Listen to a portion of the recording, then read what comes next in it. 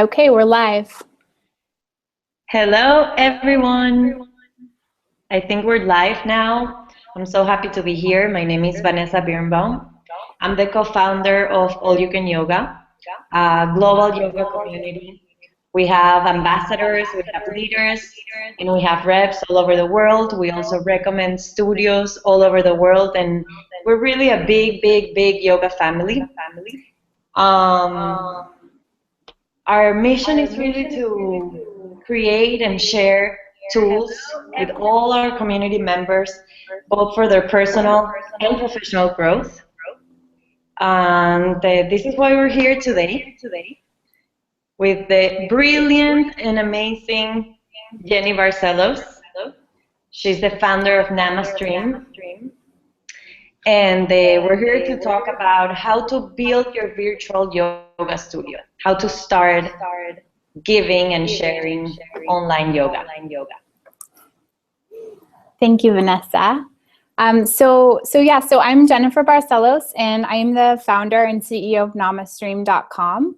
And I'll just give you a little bit of a history of my background. I think some people who are on the call today know a little bit about me, but I think probably most people don't. So I am a lawyer by training, and I've also been through yoga teacher training and fell in love with yoga. I've been practicing for over a decade, and it's a huge part of my life and my personal practice. And when I had a baby a couple of years ago, I took a break from my legal work as a human rights lawyer, and I decided to just follow my passion and my curiosity and see what other opportunities were out there for me that would offer me a little bit more work-life balance so I could spend time with my daughter. And so I went through an entrepreneurship boot camp, and I decided to focus on the yoga industry as a market. I'd never done anything business related before. So even though I'm a lawyer, my background is in environmental and social justice work. And so I interviewed 74 studio owners and studio managers over the course of about 4 months.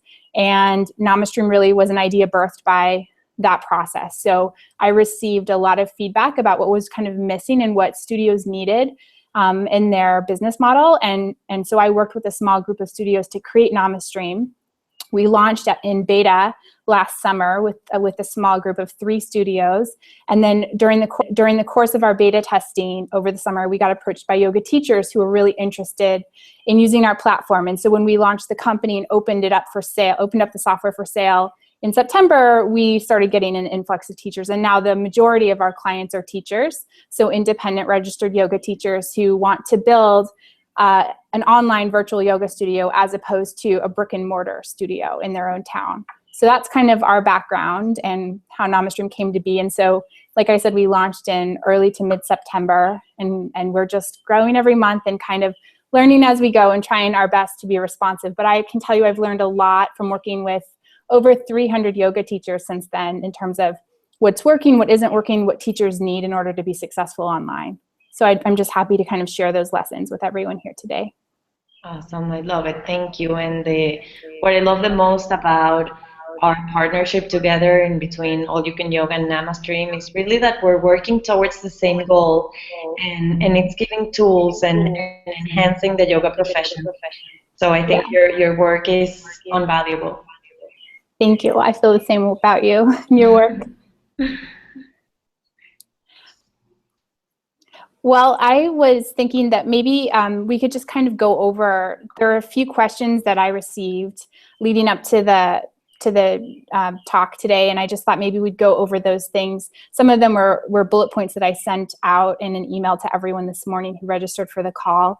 And then Vanessa, I would just also love to learn more about what your questions might be and what your community's questions are, and we can just kind of go from there. And I'm also going to try my best to field email questions at the end. So if you come up with questions while we're talking, feel free to send an email to me, Jennifer@namastream.com, and we'll do our best to answer those questions at the end if we have time. We'll try to keep this to 1 hour today. So the biggest question that I get asked by yoga teachers and studio owners about online yoga is around equipment. And I think that as yoga teachers and as people who are kind of heart-centered, heart-focused beings, there's an aversion to technology. And as someone who started a technology company, I also can tell you that I feel that way often. I think the greatest experience, the greatest days I have are days that I leave my phone at home and just kind of practice radical presence in my life. So I definitely come from that space as well, but I also think technology has its benefit and its role. And so learning how to use it and master it is one of the gifts that we can give ourselves in this day and age, and with respect to our businesses. So in terms of equipment, when you want to get started filming online, filming and putting your videos online, whether it's to YouTube or 15-second videos up into Instagram, or through your own virtual yoga studio built on a platform like Namastream, you really have a lot of options. I can tell you kind of the range of what those options are, and then also what we recommend to our clients. So the first answer to that question is use what you have. If all that you have is a smartphone, use that, because I promise you that what you can film with your iPhone or your iPad right now is going to be about 1,000 times better than what anyone could produce 10 or 15 years ago, or even 5 years ago. Use what you have. Every single video you make will get easier and it will get better. And there's no sense in feeling like there's this big barrier to entry where you need to go out and buy equipment. If you've already done this and you have a YouTube channel or you're a prolific poster on Instagram like Vanessa, then maybe you're in a position to upgrade. And in that case, our highest recommendation is actually just that you get an inexpensive digital camcorder. I really like and typically recommend a Canon Vixia HR500, which is usually you can find it for around $200 US or even less. The last I saw, you can buy it on Amazon. The last I saw it was cheapest on Best Buy on their website. So it's really, really cheap. It's way cheaper than buying a fancy phone even. And you're going to have the easiest experience filming. If you have a large budget, feel free to email me and we can talk more specifically. I have some videographers that I work with and I can give you some additional pointers. I am not a videographer, but I've learned a lot in the last 6 months. So that's my recommendation. If you have some money to spend and you've already played around with what you have, the easiest thing for you to do is to buy a digital camcorder, because you can set it up, you can use a tripod, you're gonna have the best kind of, they are basically made for filming, and a phone really isn't made for filming. And a DSLR camera, like just a static, beautiful camera that takes beautiful digital photographs, you can use that as well, but that's also not really designed for filming. And some of those digital cameras, you can only film for 20 minutes at a time. So even though you can get this beautiful 20-minute video, you're gonna have, if you wanna film longer than 20 minutes, which most yoga teachers do, you're gonna have to stitch those files together in video editing. And if you're averse to technology, that's maybe not the best place to start. Yeah, that happened to me once. Yeah. And it got pretty challenging. Yeah, it can be. I mean, once you get experience with videography and you start to do this, and this is a part of your business model, you'll figure it out and it'll be fine. And we obviously help our clients with that every day, but it's not the best place to start from. But if that's what you have, then great. Then I'd say that then it's always, the best equipment for you is to use what you have and go from there. And then, so beyond cameras, the other big question that we get asked is around audio. And I'll just say that in many ways, audio is more important than the picture quality of what you're doing, because for the most part, your students aren't going to be staring at the screen when they're practicing yoga. They're going to be practicing yoga and listening to you. So they may be looking at periodically for visual cues if they don't understand something, or they just want to make sure that they're aligned properly in a posture. But really, they're going to be listening 100% of the time. So if you can invest in some kind of wireless microphone, that's going to be your friend. If you use the camcorder we recommend, there are some great wireless microphones that are compatible with that. So you would basically plug a receiver into the camcorder and then wear the microphone like around your head, like a headset, like as if you were performing or singing in a concert. And that's nice because then you don't have to wear a battery pack. So if you're actually demoing the poses yourself, you don't have to mess around with a battery pack on your back. If you're comfortable at all with video editing, the cheapest way of getting good sound quality is actually just to use your smartphone and to wear it on an armband or even on a waist pack. There are some great little running tools, like I think it's called a spy belt or a SPI belt, that's almost invisible and it's really stretchy, and marathon runners use this, and you can stick your phone in there and then wear a headset. So you can wear something like what came with an iPhone, or you can buy like a $25 headset that plugs into your phone, and you can buy like one of those on Amazon. You just look for, you know, headset or sport headset, something that's going to have a microphone though, in addition to just headphones. A question that we get a lot is if they should be recording their voice as they teach, or maybe practice like free flowing and then record the voiceover. Do you have any preference on that? Yeah, I think it's that, again, is just up to what someone's comfortable with. So if you're at all comfortable with video editing, I think doing voiceovers is fine. So if you look at people who are prolific at filming yoga, like Tara Stiles, she does a mixture. So sometimes when Tara Stiles is filming, she's filming in real time and she has a microphone and it's all, you know, done at once. And sometimes she's doing a voiceover. So the limits to doing a voiceover are that you're going to have to edit those two things together, which can be intimidating for some people. And the other thing is it's just more time. So you have the actual time that you're doing the practice, and then you have twice as much time because you're also recording your voice over the practice. And then it's actually more because then you have to edit them. And so it's just what you're comfortable with. I know some of our clients prefer to do that, and I think that's great.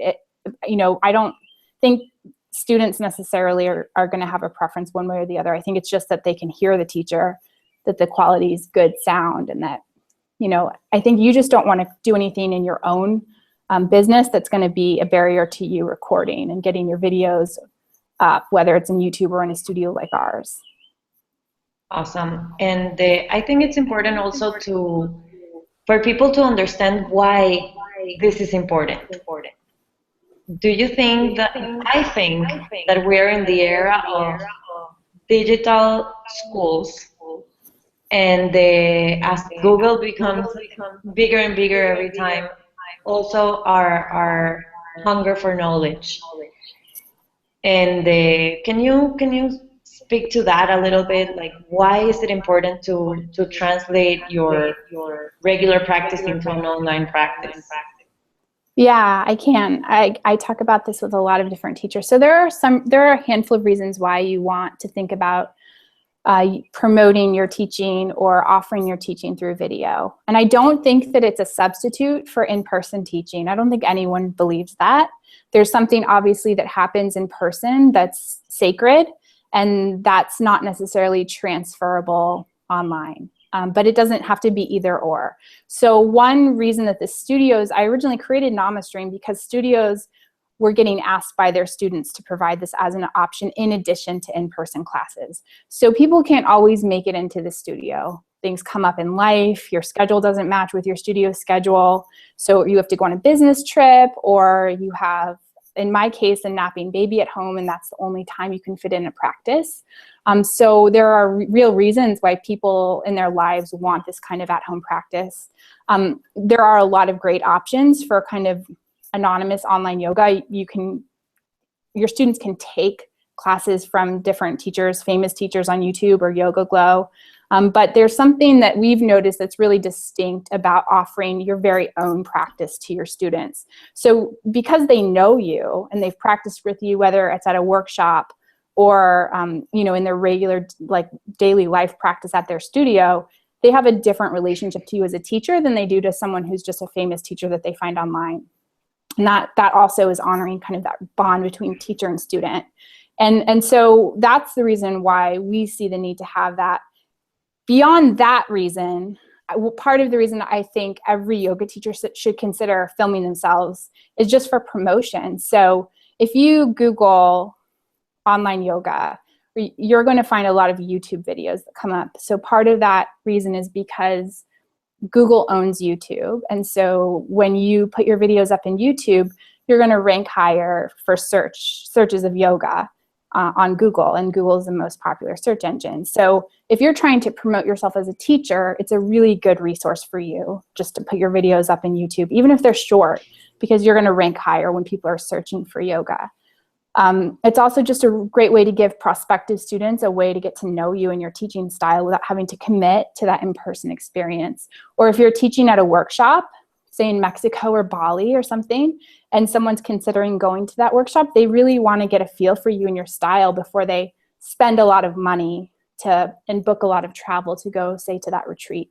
So there are lots of reasons why you want to be able to give both your current students and your prospective students an opportunity to practice with you from home or from a hotel room or outside in the park.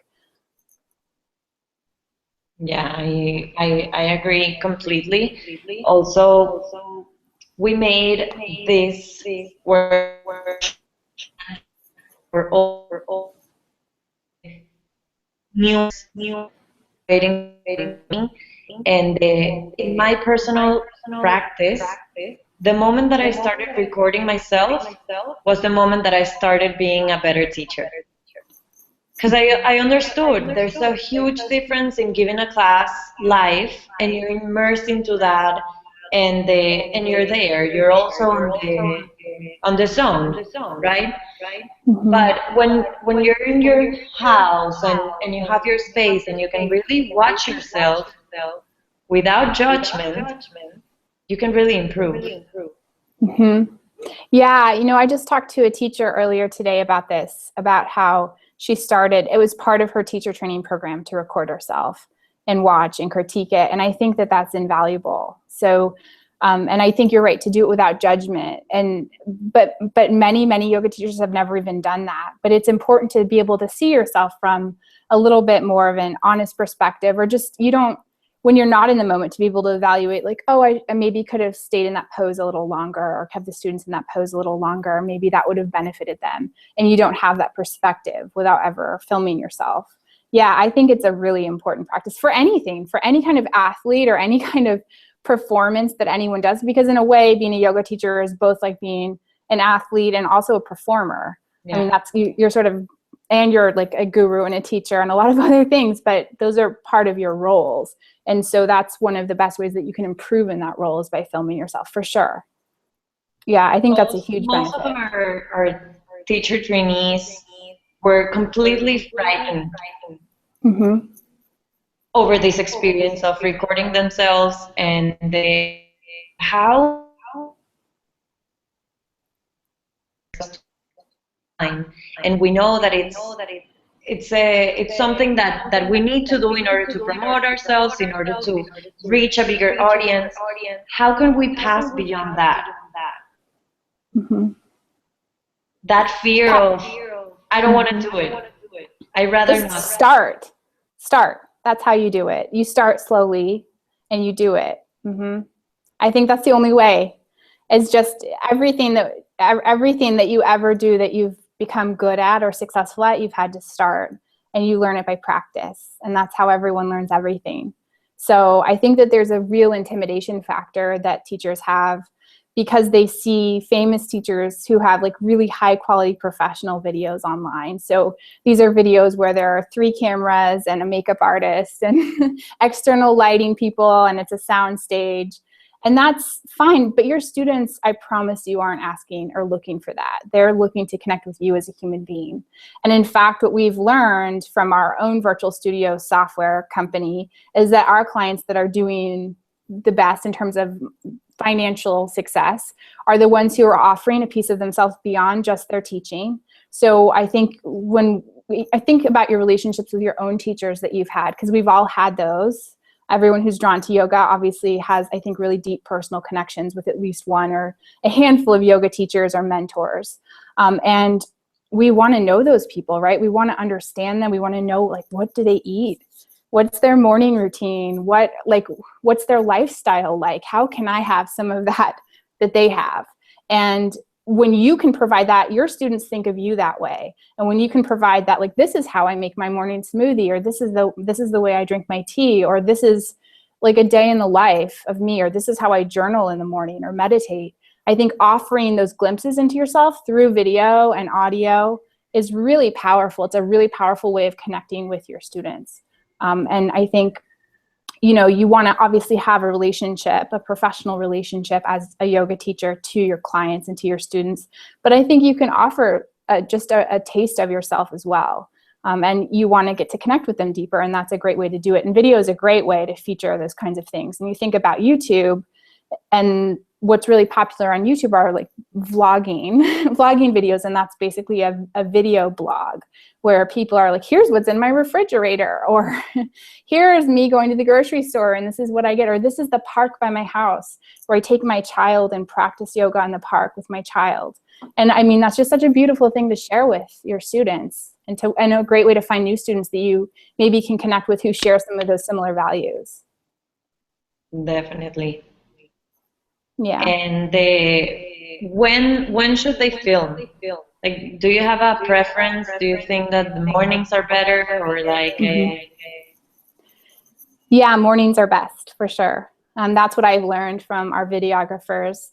I think if you're going to film with natural light and you have the option of doing that, whether you can film outside or you're in a studio or in your home and you have some great natural light, mornings are best. And it's always best not to film into the light. So that's one of the things that we talk about with our clients, is that you don't want to, even though it seems amazing to position yourself in front of a wall of windows and then film that, you're going to be backlit and it's not going to be a good quality video. So you want to basically put the camera between the light source and your mat. So if there's a beautiful wall of windows and then you can set up your mat, you want to have the camera between you and that wall of windows. So you're not necessarily going to have the windows or the sun, if you're outside, behind you when you're practicing and filming. Okay. Mm-hmm. Yeah, evening's good too, but morning we've found is best. If you need to film, and like we have a lot of teachers in Canada, it's amazing. There's some disproportionate. Welcome to all the Canadians today on the webinar. We have a really highly disproportionate number of teachers from Canada and studios in Canada that use our software, and it's beautiful, and I love them all very much. But it's cold there in the winter, right? So they don't have the same kind of options that you do in Miami of being able to film outside or film on the beach. And so for them, having artificial light is also important. So we have some tutorials that we found for building your own lighting kit for under $100 from just really generic kind of supplies you can buy at a home improvement store.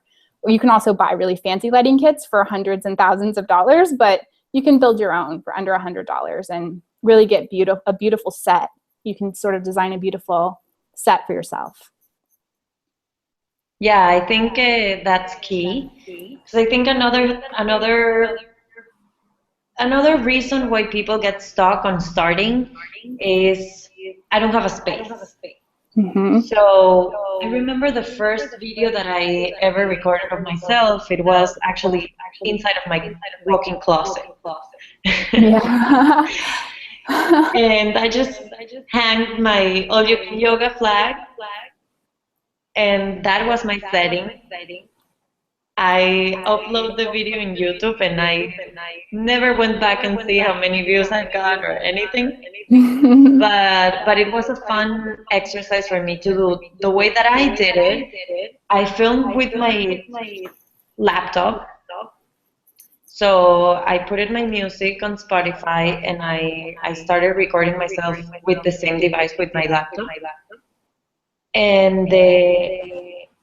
But I just free flow with no talking, and then I sat down on the computer and with my phone I recorded the voiceover like I was watching the video and I was teaching to myself. Mm-hmm. And then I Googled how to link those two together, the files, the video and the audio, and I did it in iMovie. Yeah. And it was pretty easy. Yeah, good for you. So I just want to we've talked about this before, and I just want to make this point kind of on the webinar for everyone else. So we have some male customers, but we're, as you can imagine, majority female clients who use our software, and the majority of online yoga teachers you're going to find on YouTube are going to be female.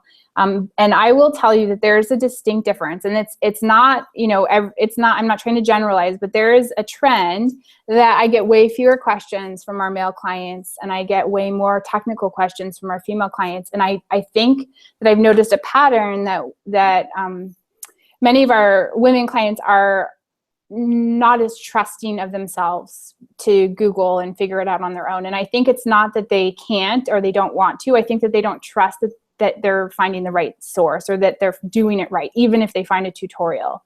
And because I get questions every day about technology and equipment, because we have customers using all kinds of different devices, and I don't know how to use most of these things. I've never seen them before. So I'll download somebody's camcorder owner's manual and try to help them figure it out if I can.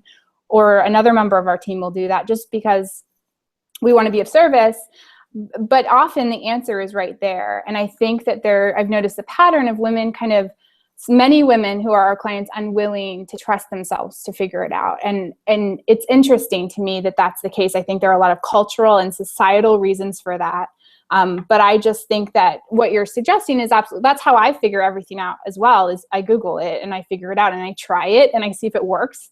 And if it doesn't work, then I try something else. And you just have to be, with technology, I think you just have to be willing to take risks and try things out and be okay with failing, because there's a lot of failing that happens on the way to being successful at something like this. And so that's great. And there are great tutorials. I think most of the teachers I've talked with that are interested or starting to film themselves are using Mac products. And iMovie is a fantastic and really easy video editing tool.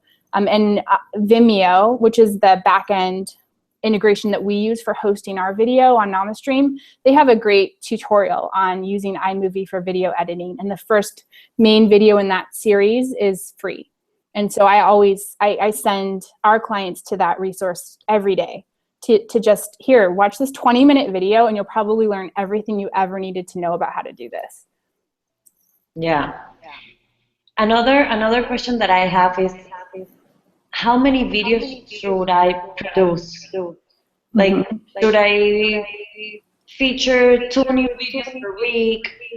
How long should these videos be? Yeah, great question.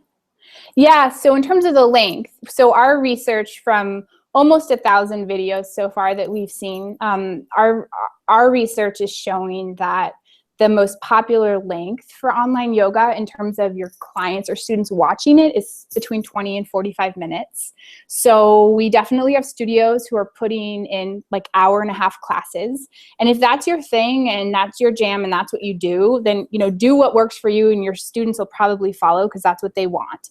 But if you have a more general audience, I would say 20 to 45 minutes is ideal. For one, because you don't want to mess with video files that are really, really big. And when you start getting over an hour with a video file, it can be a really big, messy file. And if you don't have super fast internet at your house, it's going to be really hard to upload that to anything. So that's one reason. The other reason is just if your students have time to do an hour and 15 minutes or an hour and 30-minute practice, they probably have time to go into their studio. And so you really are trying to target people who want to fit in more yoga into their life but can't make that kind of time commitment every day. So, maybe you can do 30 minutes a day, but you can't do an hour a day, or you can't do an hour and 15 a day. And so you want to provide opportunities for those times. Also, if someone's traveling, we have a lot of clients that are students of our customers who have to travel for their work or for their lives, and that's a great option, is to have online yoga for those times. And those people typically can't do really long classes either. And then in terms of number of videos, so for YouTube, if you're trying to build a presence on YouTube, I would say try to post 1 new video at least every 2 weeks. If you can do 1 video a week, you're going to be really, really highly ranking on YouTube very quickly. And so if you can make that kind of commitment, even if it's a 10-minute video, that would be amazing. For YouTube, I would say that the ideal length is under 15 minutes for a video. If you're going to put it into something that's more of a premium site like what we offer, that 20 to 45 minutes, with 30 minutes being kind of like the sweet spot. And I would say with Namastream, so say you were opening your own virtual studio, whether you were somehow building it yourself or you were using our software, what I recommend is that people post, if they can, 2 videos a week. Because if you're selling a membership, like a monthly membership, you want to be able to give people fresh content. If you can only do 1 a week, I think that's probably okay. But you don't want to get in there and kind of set it and forget it and not go back and put current content, because what we've seen is that newer videos get watched far more frequently than older videos. So there's way more benefit to posting frequently than to having like a giant library of hundreds or thousands of videos that are old. And in terms of content, have you noticed any difference in between just regular yoga classes or like a master class as opposed to themes? Like, I'm going to work on the hips, so I'm going to do like a video library of only hips, and it's, let's say, 4 different classes for different things about the hips. Yeah. So with our software, so we have 2 different product category options. So in our software, our clients can create both fixed price, like one-time products, and that's something like a 30-day beginner series or a 30-day like cleanse or a 2-week boot camp or something like that. And we also have membership products. It's like a monthly or a weekly or a yearly membership that's just ongoing with new classes coming in, and the students pay and like auto pay a recurring fee every month. And so for those single one-time products, that's like a 6-week product or a 12-week product or a 2-week product or a 10-day product, I think that the products that are themed in those categories do best. And so that's like something that's going to help people get in shape, or help people deal with insomnia, or help people deal with back problems, or help people deal with addiction and recovery through yoga.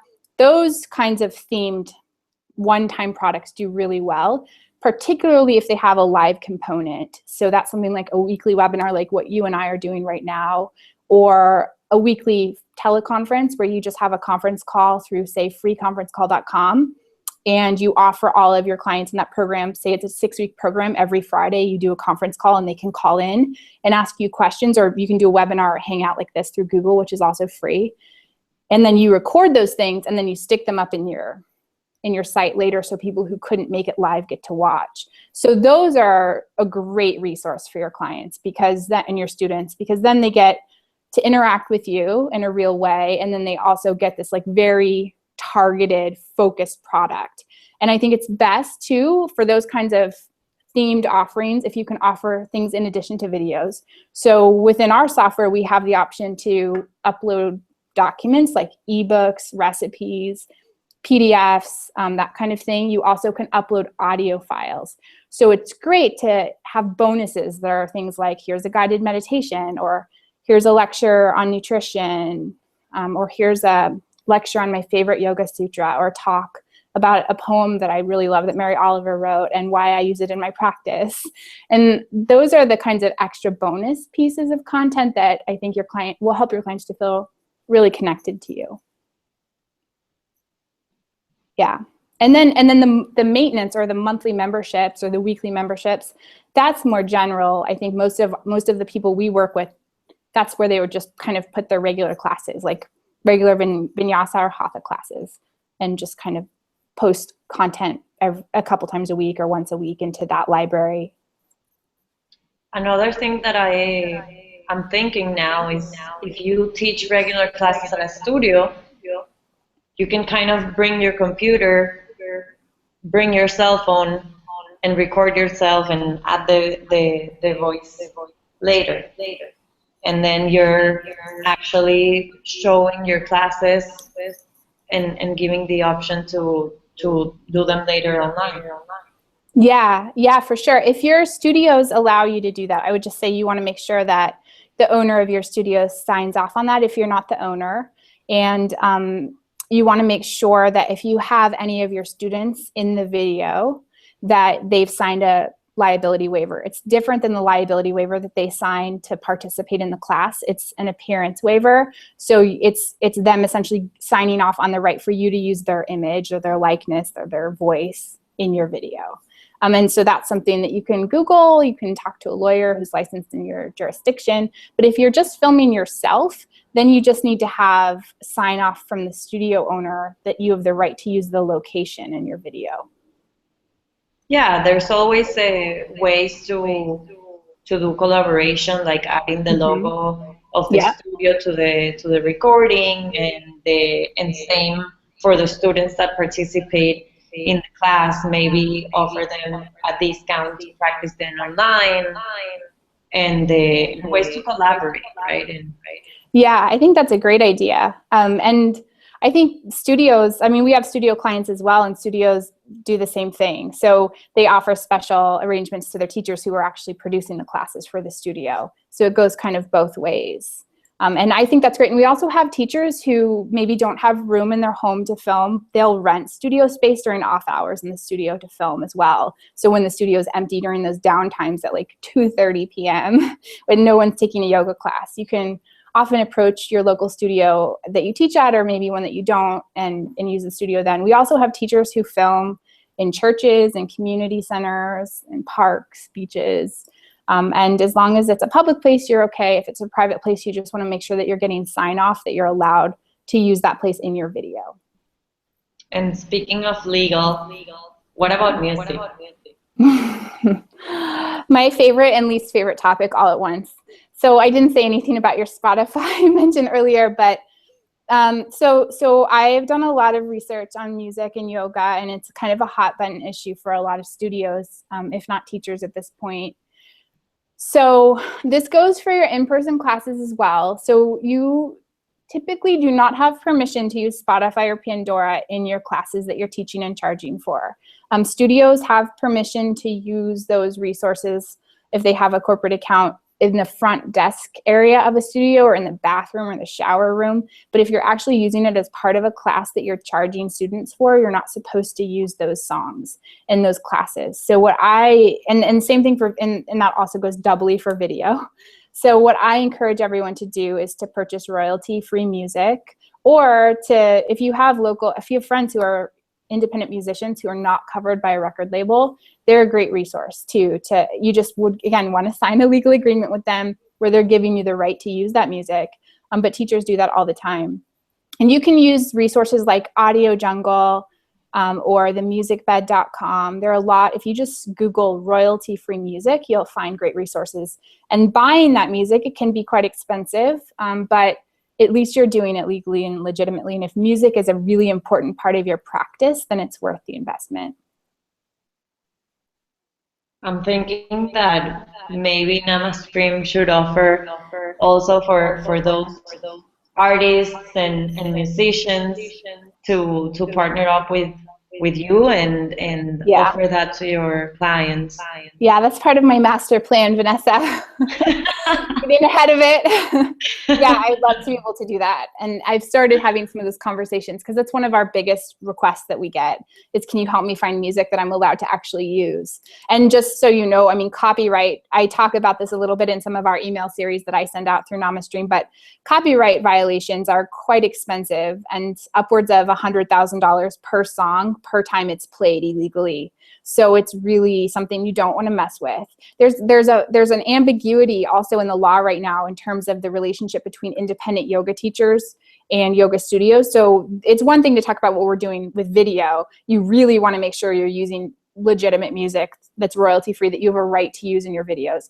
But just also in your regular yoga teaching career, when you're teaching in studios, there's a question in studios between who's liable. Is it the studio owner or is it the independent contractor teacher who's liable for those violations?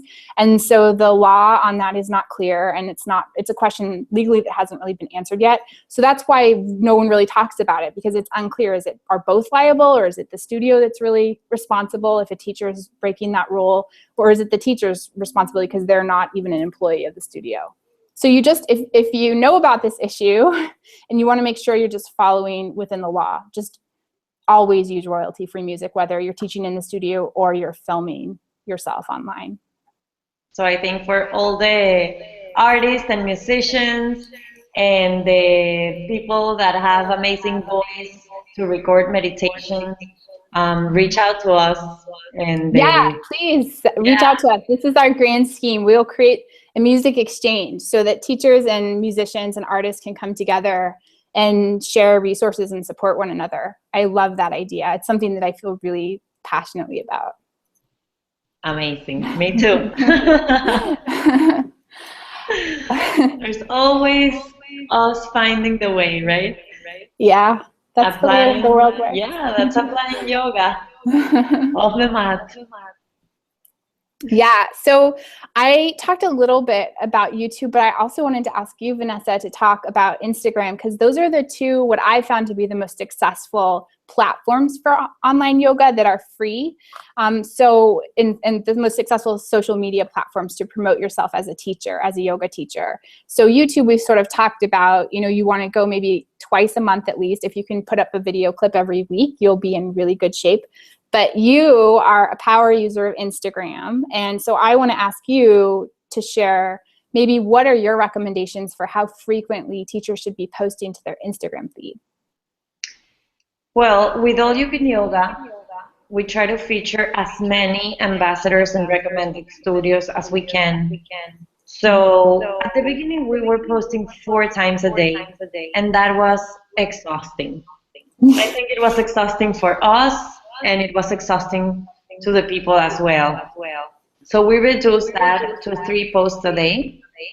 And the reason why, and this is very important because there's always a reason behind whatever we do. Everything is deliberately made. Nothing is just because. We have 3 main categories. We have events that we share with the All You Can Yoga community. We have new teachers joining the All You Can Yoga community all the time. And we have recommended studios as well. And those are our 3 posts. So, of course, we also post inspiration and more and yoga jokes and all of that. But mostly our structure is that it's based on welcoming new teachers or featuring new teachers that are joining the community, promoting events and promoting studios. So I think to answer your question, it's more about what are you offering? Yeah. And that this brings us back to build your yoga brand. Because it's really, what are you offering? And after you're set and you're clear on what are you offering, you can start thinking, okay, is this valuable or this is redundant?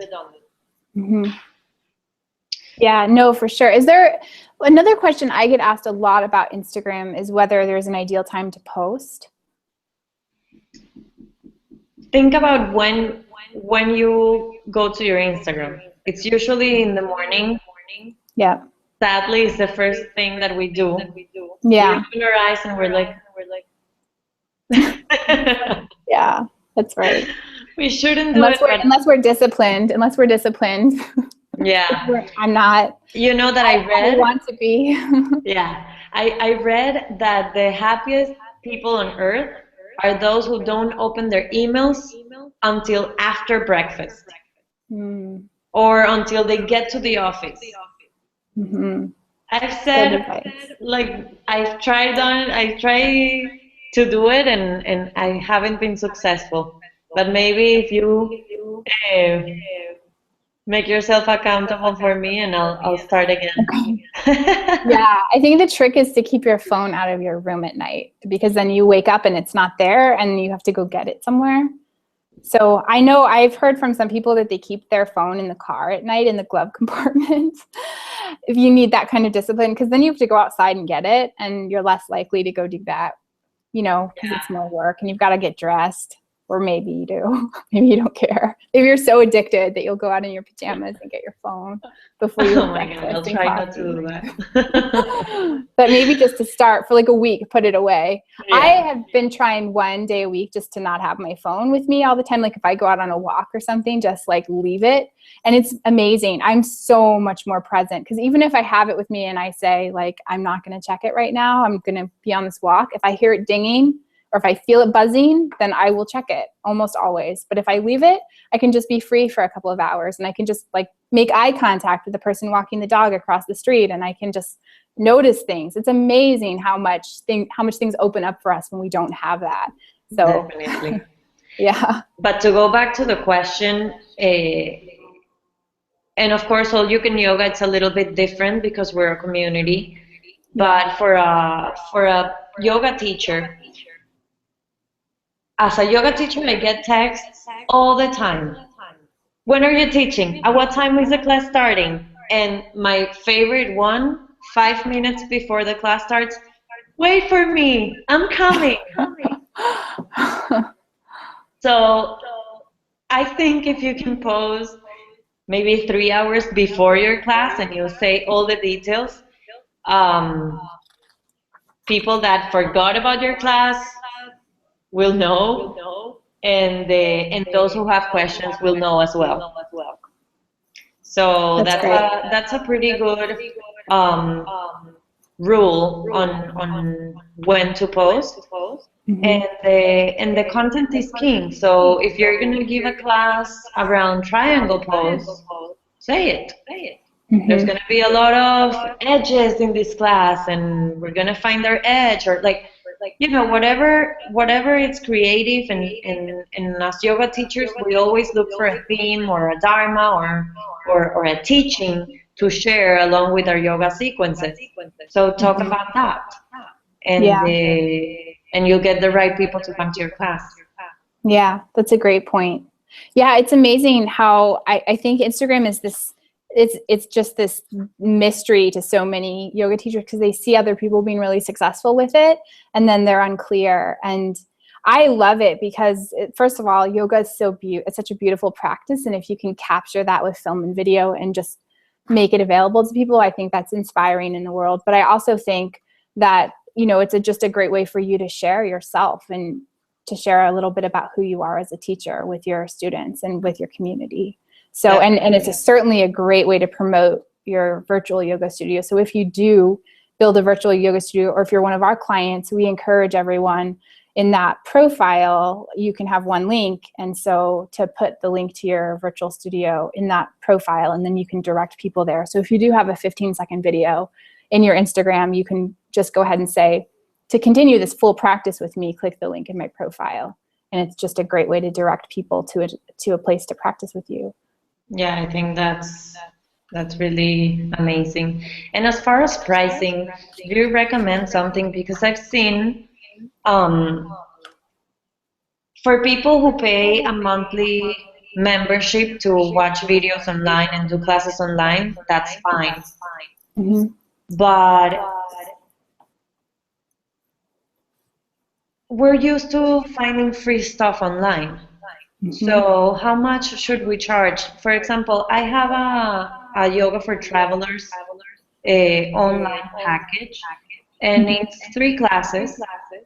Actually, I've never shared this before, but it's something that I worked really hard on. I travel a lot because of all you can yoga, and traveling is my passion. So I started studying about jet lag and how yoga can reduce or eliminate completely the jet lag and the fatigue we feel in our bodies after we travel. And I developed 3 classes. One of those is a yoga in reverse sequence. So you're really tired, you're fatigued, so you give into that fatigue and think about it as a yoga class in reverse. So we start in Shavasana, and very slowly we move into some lunges and some twisting, and we end with sun salutations and a standing meditation. So it's like really to reverse the whole flow of energy and reboost the immune system, as well as 2 other classes. One is more powerful, based on transitions to honor that journey and the traveling aspect. And the other one is really just stretching. And one of the limiting beliefs that I have with my own course, and I haven't published it yet in Namastream, even though I have my account and everything, in my own head is like, who's going to watch it? Who's going to pay for that? How can I, cut the head of my fear and apply some Durga energy, Ganesh energy, and pass beyond that? Mm-hmm. Yeah, well, I think that the way that you get beyond that, again, just like the way you get beyond filming yourself, is to just put it out there and share it, you know, and be open to who's there to receive it, and also to promote, you know, how to promote yourself and market your work. And that's obviously part of And it. yet People this is difficult for me. yeah, So yeah, exactly. I'm trying to speak with my heart, to touch Yeah. the hearts of so many people that might be sharing the same experience. Yeah, I mean, it's the same way for me. It's the same. It's hard for me. I don't like to do it either. It's really, I just want to give this. Like, I don't want, money exchange is a whole other conversation. But what I would say is that there definitely are people, like, who's missing out on that practice because you're not putting it out there for them to find, and who needs that practice or could really deeply value, like, as you describe this, I just like want to go do this reverse practice right now, even though I haven't been on an airplane today. Like, my body was craving what you're talking about. And so I just think you need to think about it from that perspective of who's missing that benefit because you're not putting it out there.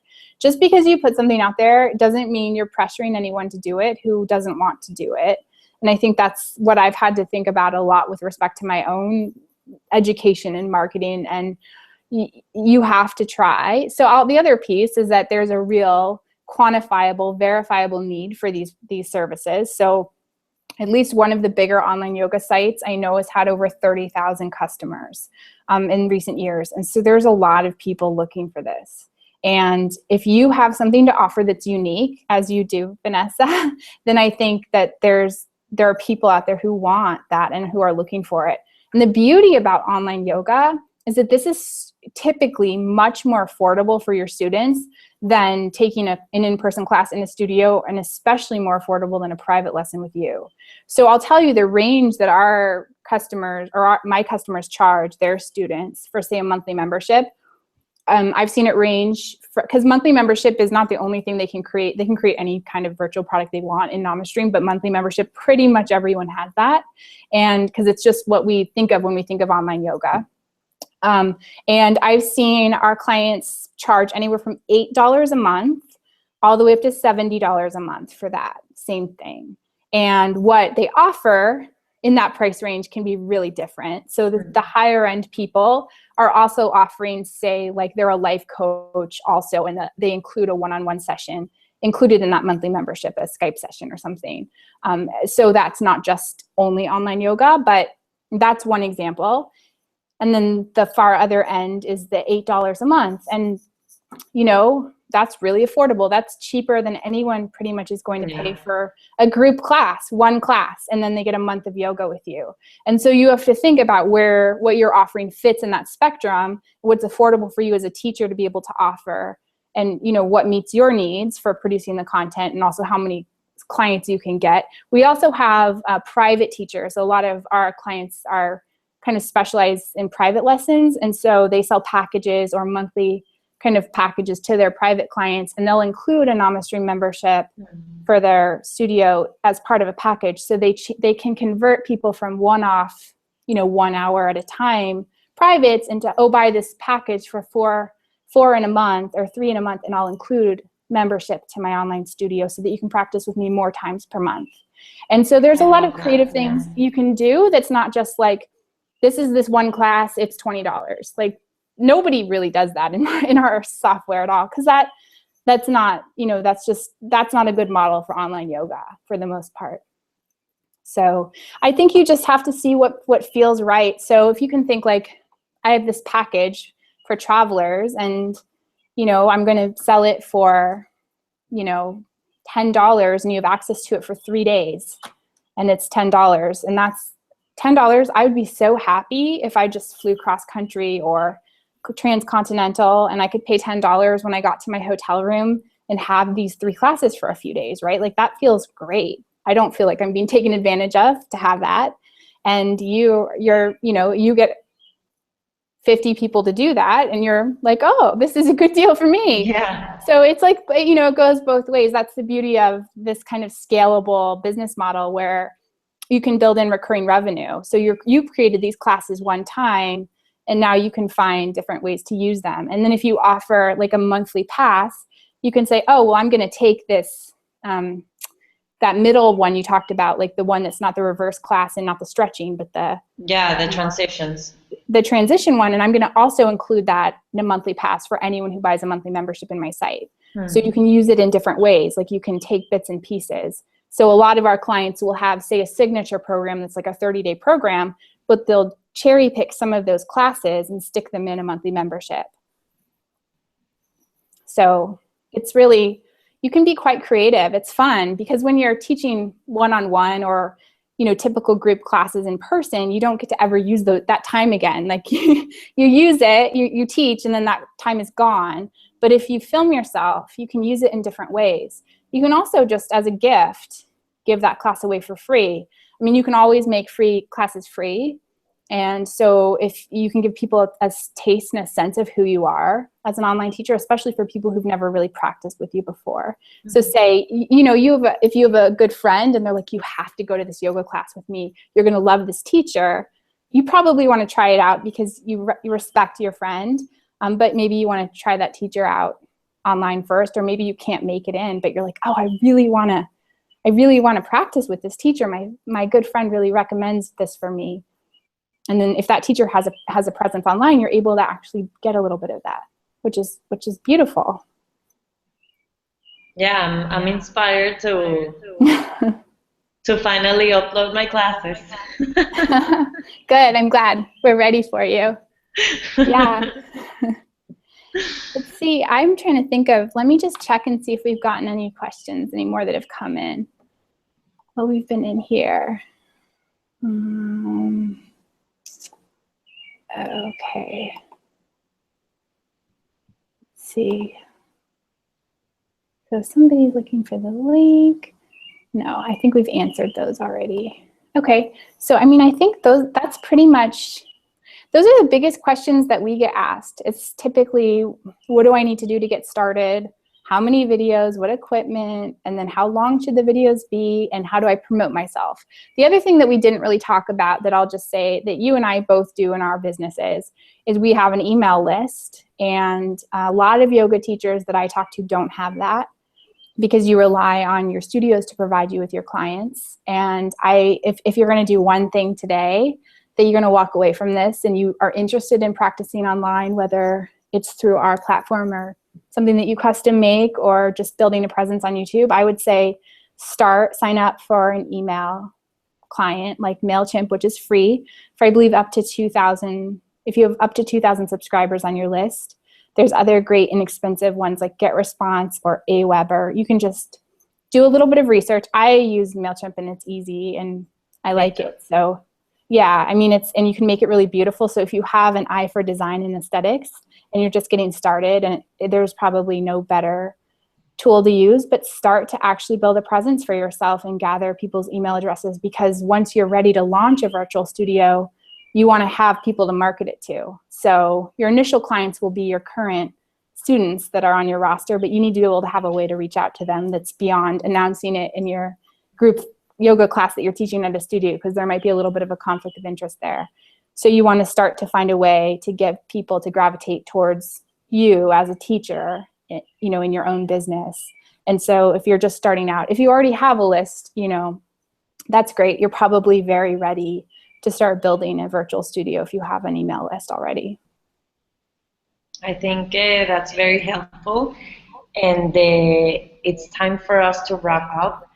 But I want to leave all the people that are watching this webinar today knowing that our plan.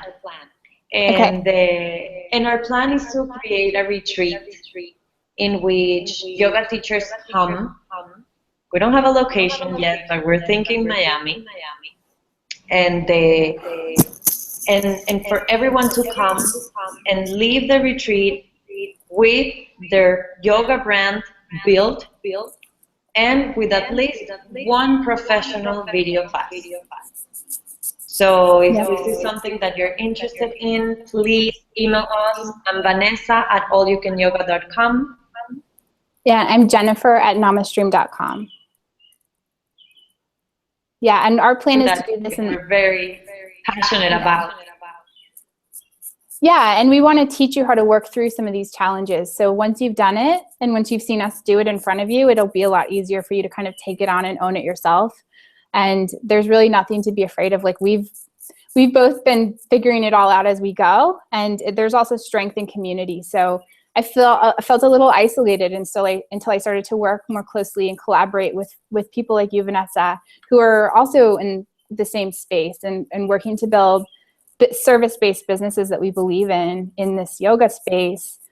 And working, I can say, to like, as it seems obvious, but working in collaboration and in community with other people is always going to be a better experience and more fulfilling than just being on your own all the time. And so if you have any interest in coming to a retreat with us, I think we'll keep it pretty small, and it'll probably be in late fall in Miami. And, you know, we're just excited to kind of get to work with folks in person and see how that goes. I will also say real quick, because I never really promote Namastream, we're pretty much a word of mouth software company, which I need to change.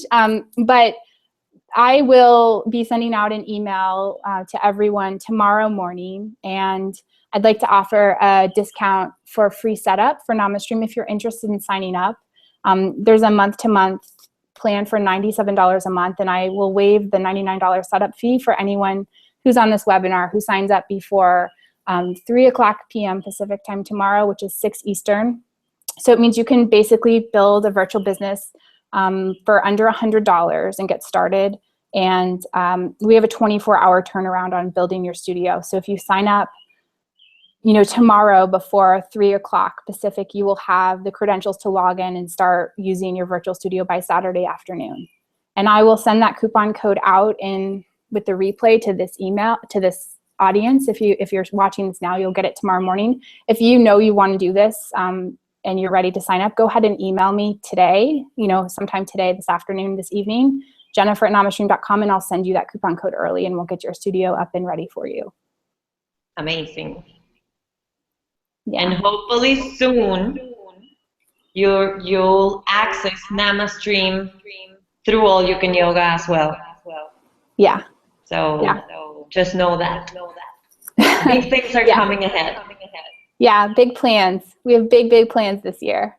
And please reach out to us too. If you think of other questions, we've said it already, but even if you just have questions about some of the topics we talked about today, because we love to be of service to you all, and we'll be doing another, you know, conversation again together soon, and just being able, we'll respond to you individually, but it also helps us to know what questions are out there so that we can, you know, do teachings and do research on those topics for everyone else. Because chances are, if you have a question, other people probably do also.